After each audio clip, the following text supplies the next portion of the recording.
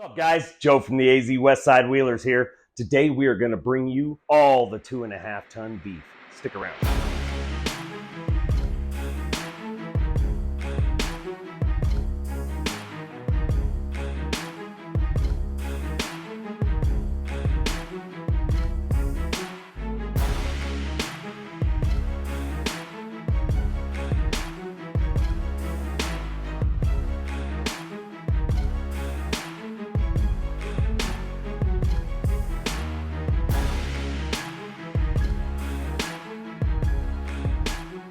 Welcome back. We're going to do another great part review. Today we're doing a little bit different steering system. We've done one on Steer Smarts. Today we're going to do an RPM. This thing is freaking huge. 2.5 ton, all aluminum center section. These are your 2.5 ton tie rod ends. Now, let me give you a comparison. This is stock. And this is junk if you're going to run anything over a 33-inch tire. So going to something this size is going to pretty much cover you up to whatever tire size you want. We've gone with the aluminum center sections because we've seen in videos and on the trails where when you hit this on a rock, it will actually bend in. But when it bends in, it doesn't stay there. Aluminum has a memory and it comes back. So it will actually come right back to where it was. Whereas its counterpart steel will bend and it will stay bent, does not come back. So stick around, we're going to show you how to install this thing. Another thing I'd like to mention is you need to have in mind what you're going to do for a steering stabilizer before you order one of these kits, because it's going to ask you for clamp options. Whether you're going to run, we run a Falcon Nexus 2.2, which has kind of a little bit of a different clamp setup. It threads right onto the steering stabilizer from Falcon. So we went ahead and ordered for a Falcon steering stabilizer, but you can get it for a Fox, a standard, or no clamp. I think the clamp is about $70. So you want to make sure your options are right. Otherwise, you're not going to have the right clamp. You cannot order a Falcon steering stabilizer, or very many that I know of, with this size of a clamp. This is a 2-inch aluminum tube, 2-inch. It's huge. The biggest option Falcon has is 1 5/8. So this thing is so much bigger than that. Just make sure you order the right clamp and you have in mind what you're going to do for a steering stabilizer. What you need to do here is get a 13/16 and remove the nut. It's going to be on there really tight. You're going to have to hit it with an impact nice and hard. At this stage, you can either take a pickle fork and drive this in like so, but just know that you're going to damage this boot. So if you're trying to keep this component, it's going to pretty much ruin the boot on it.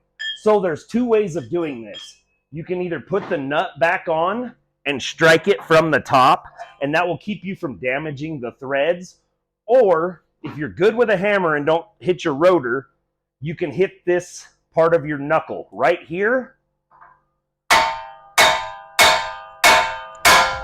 and it comes right out. Now for the fun. Anti-seize. So if you're like me, you'll probably just start by smearing some all over your face because it's going to end up there anyway. But you want to take this tie rod. It'll have a scribed line right here that tells you left, and you'll take the left tie rod end. It should have a bend almost identical to your current one. You can put some anti-seize on here. Generous amount. You're only going to do this once probably, so you want to make sure it's got plenty of anti-seize on it, because we're going to thread it all the way in.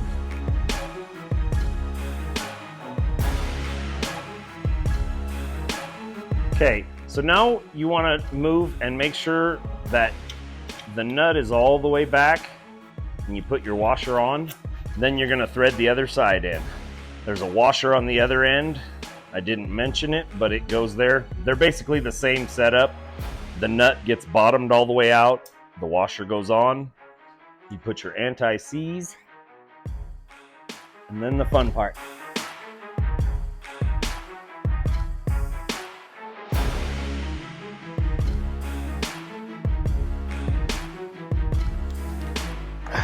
Okay. Now, you're going to take it at this, and then they say to adjust it on the vehicle. So we'll put it into the ends and adjust it back out to your stock tie rod length. And at that point, you can either do somewhat of a garage alignment. Let me know in the comments below if you want me to do an at-home garage an alignment so I can show you guys what we do to get them down the road until they can do a professional line.